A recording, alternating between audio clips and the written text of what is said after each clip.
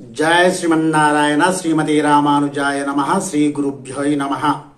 వృషభ రాశి వారికి ఈ మాసంలో చూసుకున్నట్టయితే మొదటి వారం ఎలా ఉండబోతుందంటే రోగ బాధ, తర్వాత బంధువు మిత్రులతోటి విరోధము, తర్వాత ధన నష్టము, ఇవన్నీ జరుగుతూ ఉంటాయి.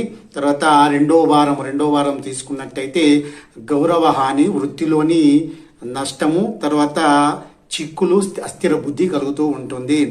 ఆ తర్వాత మూడో వారము తీసుకున్నట్టయితే మనోవిచారము, తర్వాత వృత్తిలో చాలా కష్టములు కలుగుతూ ఉంటాయి, చిక్కులు, సర్వత్రా బాధలు అనేటివి కలుగుతూ ఉంటాయి. తర్వాత నాలుగో వారం తీసుకున్నట్టయితే సూక్ష్మ బుద్ధి అని చెప్పంటే కొద్దిగా బుద్ధి మందగించిన కానీ కొద్దిగా విజయము, భోజన సౌఖ్యము, ఇవన్నీ కలుగుతాయి. ఈ మాసంలో మీరు నేను చెప్పిన విధంగా కోపోద్రేకులై ఉండకుండా శాంతంగా ఉండి ప్రవర్తిస్తే బాగుంటుంది. శ్రీమాత్రే నమః.